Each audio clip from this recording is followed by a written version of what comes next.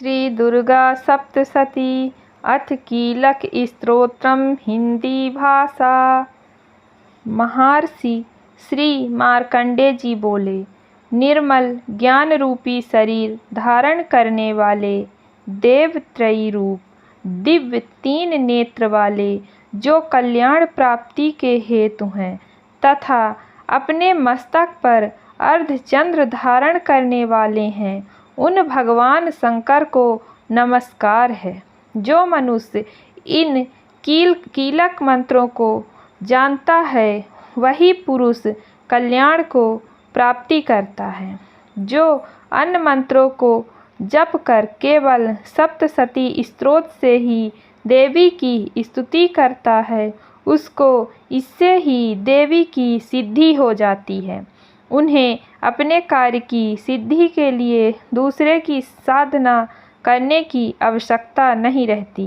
बिना जप के ही उनके उच्चाटन आदि सब काम सिद्ध हो जाते हैं। लोगों के मन में शंका थी कि केवल सप्तशती की उपासना से अथवा सप्तशती को छोड़कर अन्य मंत्रों की उपासना से भी समान रूप से सब कार्य सिद्ध हो जाते हैं।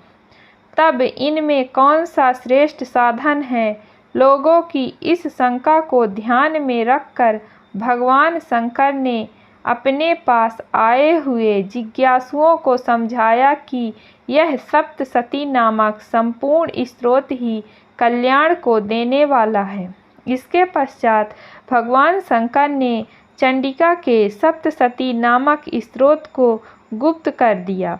अतः मनुष्य इसको बड़े पुण्य से प्राप्त करता है। जो मनुष्य कृष्ण पक्ष की 14 अथवा अष्टमी को एकाग्रचित होकर देवी को अपना सर्वस्व समर्पित कर देता है और फिर उसे प्रसाद रूप में ग्रहण करता है, उस पर दुर्गा प्रसन्न होती है, अन्यथा नहीं होती।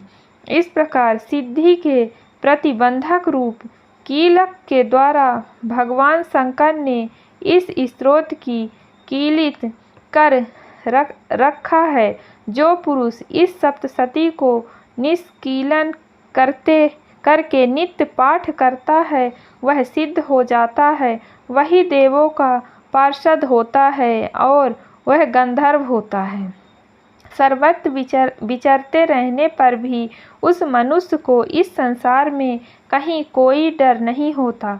वह आप मृत्यु के बस में नहीं पड़ता और मरकर मोक्ष की प्राप्ति हो जाती है। किंतु इस कीलक की विधि को जानकर ही सप्तशती का पाठ करना चाहिए। जो ऐसा नहीं करता वह नष्ट हो जाता है। कीलन और निष्कीलन संबंधी जानकारी के पश्चात ही यह स्तोत्र निर्दोष होता है और विद्वान पुरुष इस निर्दोष स्तोत्र का ही पाठ आरंभ करते हैं।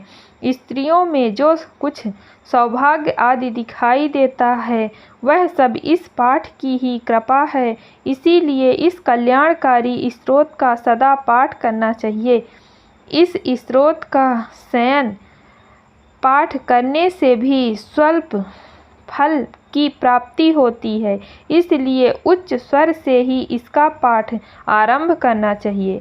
जिस देवी के प्रसाद से ऐश्वर्य, सौभाग्य, आरोग्य, संपत्ति, शत्रुनाश तथा परम मोक्ष की प्राप्ति होती है, उस देवी की स्तुति मनुष्य को अवश्य करनी चाहिए। इति कीलक स्तोत्रम समाप्तम। बोलिए दुर्गा मैया की जय हो। मित्रों, अगर आपको हमारी वीडियो अच्छी लगे तो वीडियो को लाइक करें तथा चैनल को सब्सक्राइब करें